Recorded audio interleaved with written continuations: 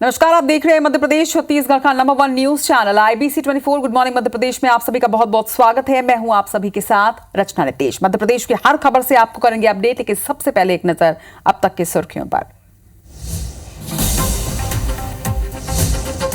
MP में राज्य स्तरीय गोवर्धन पूजन का होगा आयोजन। मुख्यमंत्री डॉक्टर मोहन यादव कई जगहों पर आयोजित कार्यक्रमों में होंगे शामिल। सांसद, मंत्री और विधायक अपने अपने क्षेत्र के कार्यक्रमों में रहेंगे मौजूद। यादव हुए शामिल, 4 दिनों तक मनाया जाएगा जश्न। इंदौर के छतरीपुरा में पटाखे फोड़ने को लेकर 2 पक्षों में हुआ विवाद। पथराव, तोड़फोड़ और आगजनी की घटना को दिया गया अंजाम। मौके पर 5 थानों की पुलिस की गई तैनात। भोपाल में बाइकर्स ने उड़ाई सड़क सुरक्षा नियमों की धज्जियां। एक बाइक पर 3 सवार, चलती गाड़ी में बैरिकेड्स को घसीटा। सीसीटीवी में कैद हुई बदमाशों की करतूत।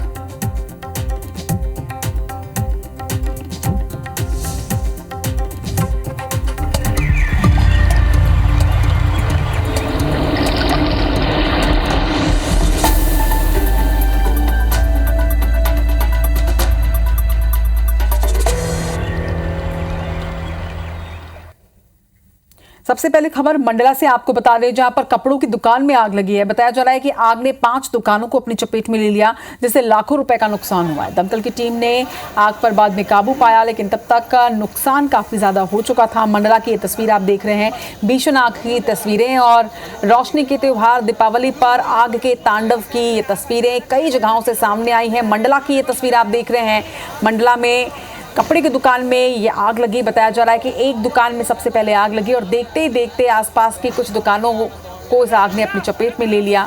लगभग 5 दुकानें जलकर खाक हुई हैं। दमकल की गाड़ी ने फिलहाल आग पर काबू पा लिया है। नुकसान का आंकलन किया जा रहा है।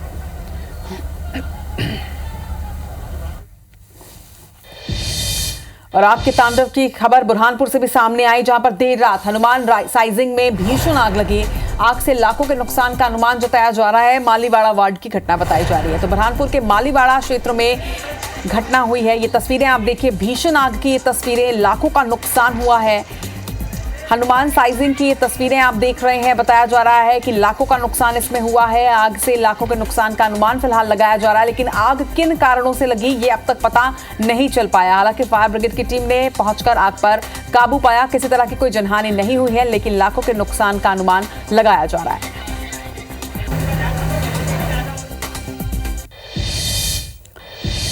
इधर दीपावली पर हर वर्ष मध्य प्रदेश में हिंगोट युद्ध का आयोजन किया जाता है। इस बार भी हिंगोट युद्ध का आयोजन किया गया और इस परंपरा में कई लोगों ने हिस्सा लिया। सैकड़ों लोगों के हिस्से लेने की खबर सामने आ रही है, लेकिन हिंगोट युद्ध में हर वर्ष आयोजन के दौरान कई लोग घायल होते हैं। आपको बता दें कि 2 पक्षों के बीच तीर चलाए जाते हैं। हिंगोट की ये परंपरा है जो मध्य प्रदेश में आज भी निभाई जाती है। और इस परंपरा में, इस आयोजन में इस बार 15 लोगों के घायल होने की खबर सामने आई है। सभी घायलों को अस्पताल पहुंचाया गया है, उनका इलाज जारी है। लेकिन आयोजन के दौरान की ये तस्वीरें भी आप देख रहे हैं कि किस तरह से इस आयोजन को किया गया। हिंगोट युद्ध के दौरान 15 लोग घायल भी हुए और हर वर्ष कई लोग इसमें घायल होते हैं। इस बार भी 15 लोगों के घायल होने की सूचना है। तस्वीरें आप देख रहे हैं कि किस तरह से हिंगोट युद्ध किया गया यहाँ पर, और इसमें 15 लोगों के घायल होने की सूचना भी सामने आई है।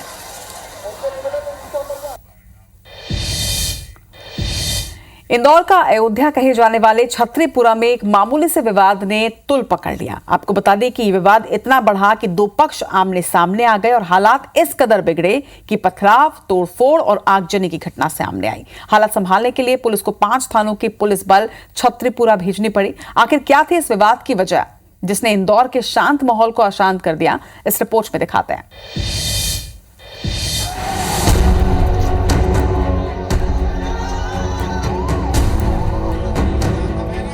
इंदौर के छतरीपुरा में शुक्रवार की दोपहर जमकर बवाल हुआ। पटाखे फोड़ने से शुरू हुए विवाद ने इतना तूल पकड़ा कि दोनों पक्ष आमने सामने आ गए। एक पक्ष ने रोड पर खड़ी गाड़ियां पलटा दी और वाहनों में तोड़फोड़ की। इस दौरान पथराव भी हुआ।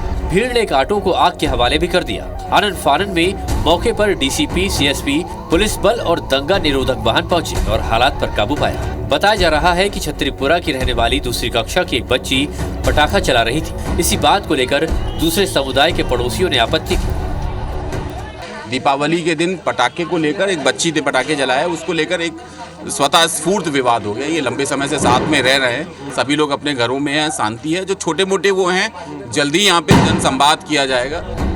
इस घटना का पता चलते ही बड़ी संख्या में हिंदूवादी संगठन के कार्यकर्ता इकट्ठा हो गए और छतरीपुरा में चक्का जाम कर दिया। पुलिस ने हल्का बल प्रयोग कर लोगों को खदेड़ा और जाम खुलवाया।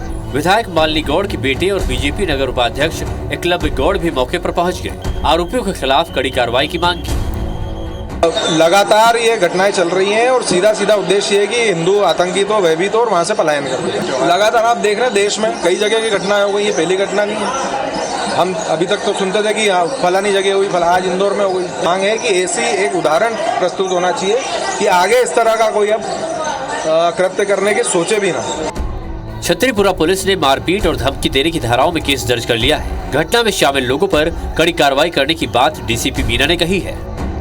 पथराव जो हुआ है उसमें कोई बहुत ज़्यादा किसी को चोट नहीं आई है। दोनों ही समुदाय के एक की तरफ से 4-5 लोगों को चोट है और एक 3-4 लोगों को चोट है। चोटें बिल्कुल मामूली चोटें हैं, कोई गंभीर चोट नहीं है। एक बात क्लियर है कि जिसने भी आज इंदौर की शांति व्यवस्था को भंग करने की कोशिश की है, उसके खिलाफ सख्त से सख्त कार्रवाई इंदौर पुलिस करेगी।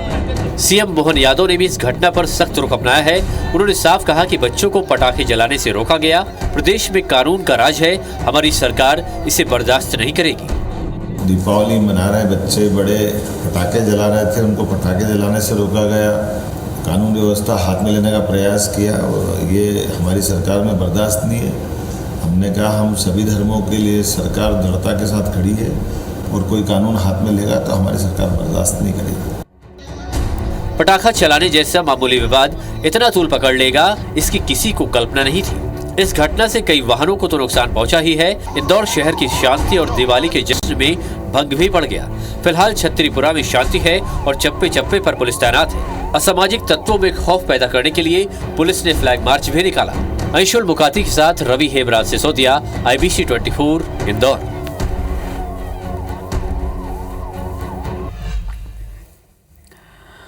और अब आपको राजधानी भोपाल की एक तस्वीर दिखाते हैं, जो तस्वीर ये बताने के लिए काफी है कि राजधानी भोपाल में बाइकर्स कैसे बेलगाम होते जा रहे हैं। ये घटना सीसीटीवी में कैद हुई है। ये तस्वीरें आप देखिए कि कैसे ये बेलगाम बाइकर्स पहले तो ट्रैफिक नियमों की धज्जियां उड़ा रहे हैं। तेज रफ्तार में चलते इन बाइकर्स ने सड़क पर लगे बैरिकेड्स को किस तरह से खींचा और फिर स्पीड में जाते हुए उसे छोड़ दिया, जो कि पीछे आने वाली गाड़ियों से टकरा भी सकता था और कई लोग इसमें घायल हो सकते थे। सोशल मीडिया पर अब ये वीडियो तेजी से वायरल हो रहा है, लेकिन अब तक क्या एक्शन लिया गया है इन बाइकर्स पर, ये देखना होगा। ये तस्वीरें आप देखिए कि कैसे बैरिकेड्स को खींचते हुए ये बाइक सवार आगे ले जाते हैं और फिर अचानक से उसे छोड़ देते हैं, जिसकी वजह से बैरिकेड किस तरह से बीच सड़क पर चली आती है। ये तस्वीरें भी आप देख सकते हैं, क्योंकि उस वक्त सड़क पर और भी कई लोग मौजूद थे। दूसरी बाइक से अगर ये बैरिकेड टकराती तो बड़ी दुर्घटना का शिकार हो सकते थे लोग, यहाँ पर घायल भी हो सकते थे, कुछ भी हो सकता था। ऐसे में देखना होगा कि इन बेलगाम बाइकर्स पर कब तक लगाम राजधानी भोपाल में कसी। खबर नीमच से, जहां पर नीमच और जावद विधायक के बीच बहस हुई है। दरअसल सीएम के आगमन से पहले हेलीपैड पर यह बहस होना बताया जा रहा है। नीमच विधायक दिलीप सिंह परिहार और जावद के विधायक ओम प्रकाश सकलेचा के बीच की बहस हुई है। मंडल अध्यक्ष और बीजेपी नेताओं के प्रवेश को लेकर बताया जा रहा है कि दोनों के बीच विवाद हुआ, कुछ बहस हुई है। दोनों ही भाजपा विधायकों के बीच कहा सुनी का अब ये वीडियो वायरल हो रहा है। तो नीमच में किस तरह से माननीयों के बीच तू मैं हुई है, ये वीडियो भी अब तेजी से वायरल हो रहा है। भाजपा विधायकों के बीच कहा सुनी का ये वीडियो है।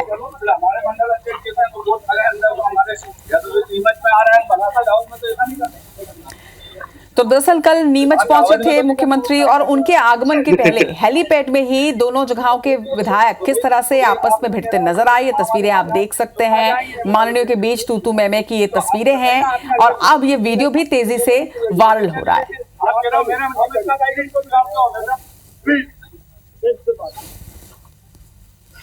आप भी से बात करना, मैं बात नहीं कर रहा हूँ।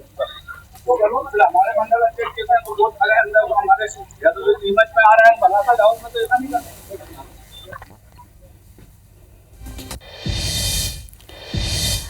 आज मध्य प्रदेश के मुख्यमंत्री ने आपात बैठक बुलाई है। आपको बता दें कि मुख्यमंत्री डॉक्टर मोहन यादव ने आपात बैठक बुलाई है। बांधवगढ़ में 10 हाथियों की जिस तरह से मौत हुई है, इस मामले में इस आपात बैठक का आयोजन किया जा रहा है। वन विभाग के अधिकारियों के साथ ये बैठक होगी, जिसमें तमाम जानकारी एसीएम लेने जा रहे हैं।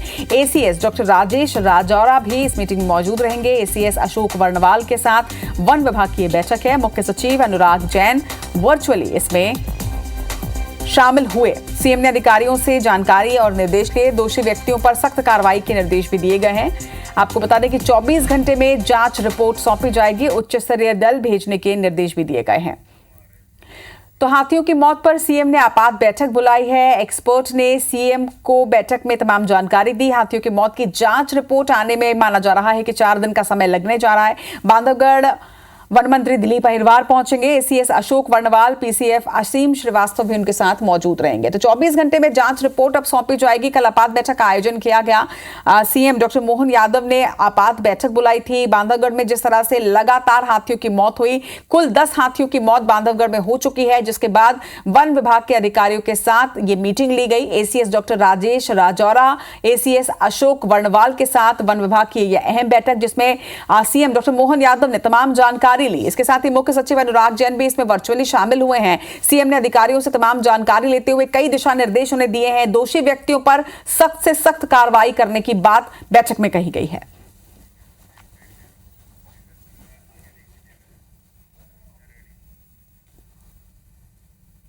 मध्य प्रदेश के 69वें स्थापना दिवस के अवसर पर रविंद्र भवन में कार्यक्रम का आयोजन किया गया। आपको बता दें कि इस कार्यक्रम में मुख्यमंत्री डॉक्टर मोहन यादव, बीजेपी के प्रदेश अध्यक्ष वीडी शर्मा सहित मंत्री, सांसद और विधायक मौजूद रहे।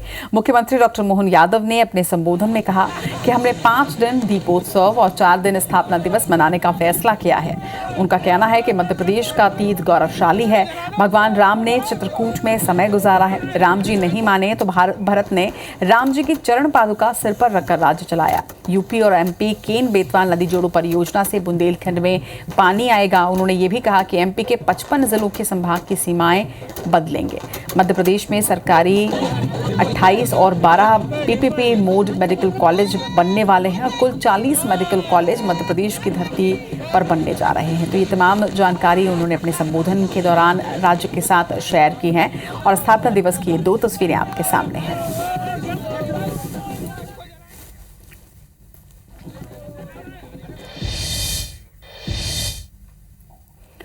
हम सबका सौभाग्य है 1956 मध्य प्रदेश की स्थापना का पहला साल और तब से लगा कर के आज तक लंबी यात्रा मध्य प्रदेश ने तय की है।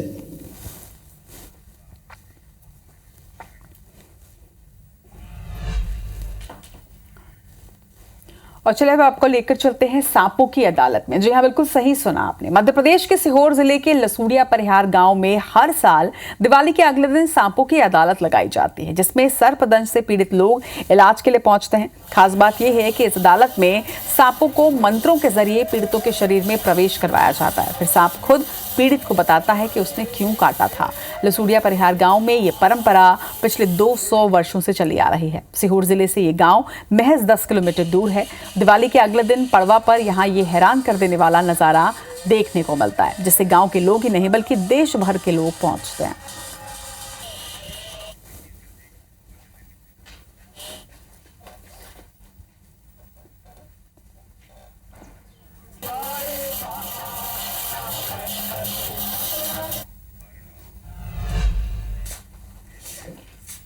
अब देखते हैं सिर्फ 2 मिनट में 20 खबरें फास्ट अंदाज में। छत्तीसगढ़ चैम्बर ऑफ कॉमर्स ने शुक्रवार को दिवाली मिलन कार्यक्रम का आयोजन किया। व्यापारियों के इस मिलन समारोह में चैम्बर से जुड़े अलग अलग संगठन के व्यापारी शामिल हुए। जगदलपुर के संजय बाजार की किराना दुकान में लगी आग से लाखों का सामान जलकर खाक। 3 दमकल की गाड़ियों की मदद से आग पर पाया गया काबू। प्रदेश भर में 15 नवंबर से समर्थन मूल्य पर धान की खरीदी होगी शुरू। इसी के मद्देनजर दूसरे राज्यों से धान की आवक रोकने के लिए रायगढ़ में 13 अस्थायी चेक पोस्ट बनाए जाएंगे। कोरबा के पाली विकासखंड के बथरा और पूरी गांव में लोमड़ी के हमले से 6 लोग हुए घायल। 4 बच्चों समेत महिला और बुजुर्ग शामिल।